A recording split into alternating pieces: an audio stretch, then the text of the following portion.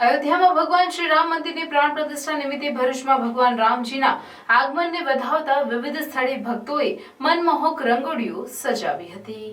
ભરૂચના જાડેશ્વરમાં આવેલ શ્રીજી સદન વિલામાં રામજીની વિશાળ રંગોળી બનાવવામાં આવી। જાડેશ્વરના શ્રીજી વિલા ખાતે રહેતા રહીશો દ્વારા રંગોળી અને રોશનીથી શણગારવામાં આવ્યું, જેમાં બિલ્ડર કમલેશ પટેલ અને સભ્ય પ્રમુખ બહેનો નાના ભૂલકાઓ હાજર રહ્યા હતા, જેમાં રંગોળીમાં અયોધ્યાના રામ મંદિરનું ચિત્ર અને શ્રી રામ લખવામાં આવ્યું હતું।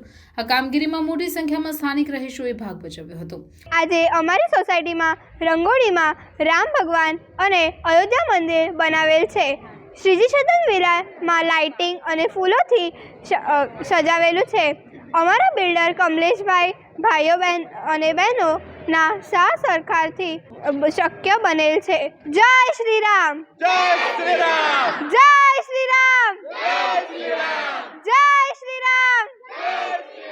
આપણા પૂર્વજોના અથાગ મહેનત પછી આપણને 500 વર્ષ પછી આજે અયોધ્યા રામ મંદિરનું પ્રાણ પ્રતિષ્ઠા થવા જઈ રહી છે।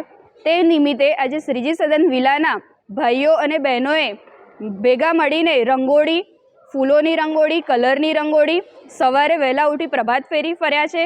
બપોરે 3 વાગ્યાથી ભજનનો પ્રોગ્રામ રાખ્યો છે। ત્યારબાદ 4:30 વાગે નાના બાળકો અને બહેનો ડાન્સનો પ્રોગ્રામ કરવાના છે, ભજન સત્સંગ પણ કરવાના છે। ત્યારબાદ મહાઆરતીનું પણ આયોજન કર્યું છે। ભાઈઓ અને બહેનોએ ભેગા મળી ફૂલોની રંગોળી અને રામ મંદિર દીવડા પ્રગટાવવાના છે। એ માટે ભાઈઓ અને બહેનોએ ખૂબ મહેનત કરી છે।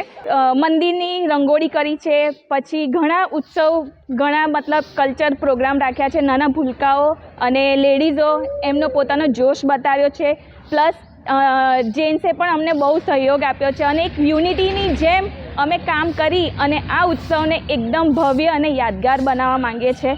સો હું એમ ઈચ્છું છું કે દરેક વ્યક્તિ આનો લહાવો લે અને પોતપોતાની જે પણ ઈચ્છા છે એ પૂર્ણ કરે આ આયોજનમાં જોડાઈને।